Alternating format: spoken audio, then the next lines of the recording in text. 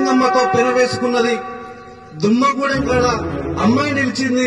అమ్మాయి బిడ్డల్ని, తెలంగాణ బిడ్డల్ని, రైతుల్ని ఆదుకోలేకపోతూ ఉట్టిగానే వరదలైపోతున్నా అని చెప్పి వలవల ఏడుస్తూ కోసపడ్డటువంటి గోదావరిని చూసి మన ఉద్యమ మహానేత కేసీఆర్ గారు తెలంగాణ రాష్ట్రం వస్తే తప్ప మన బతుకులు బాగుపడే అని చెప్పి ఒక ఆలోచన చేసిండు.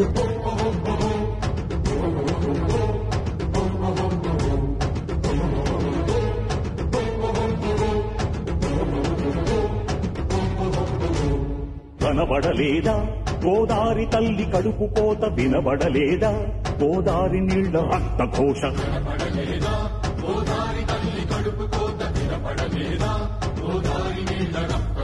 గుండె నిండా పాలున్న బిడ్డల కందించలేని తల్లి బతుకు దేనికని, వీళ్లు నింపె నీళ్లున్న సముద్రాన పడిపోయే శాపం తనకెందుకని, బరువైదయ కరువై తను వెలియై కబలియై,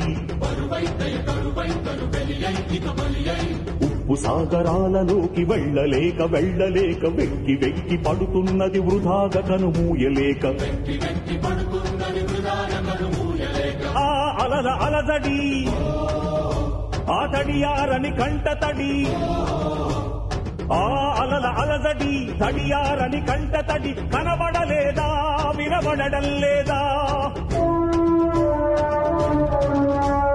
కనబడలేదా గోదారి తల్లి కడుపు కోత, వినబడలేదా గోదారి నీళ్ల రక్తఘోష.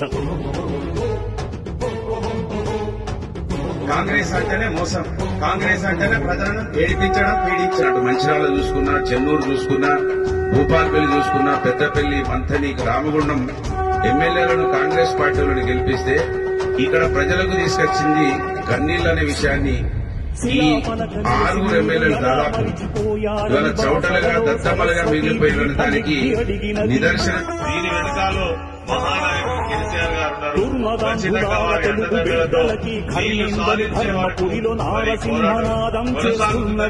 నిండు కుండలా ఉన్నటువంటి గోదావరిని ఇలా ఎండబెట్టిరు. ఆనాడు ఎన్నికల సమయంలో కాళేశ్వరం మీద ఒక అబద్దం ఆడి ఆ అబద్దాన్ని నిజం చేయడం కోసం ఇలా 100 అబద్దాలు ఆడుతున్నారు. కాళేశ్వరం ప్రాజెక్టులో నీళ్లు నిలపడానికి అవకాశం ఉన్నా కూడా సముద్రంలో నీళ్లకు వదులుతా ఉన్నారు.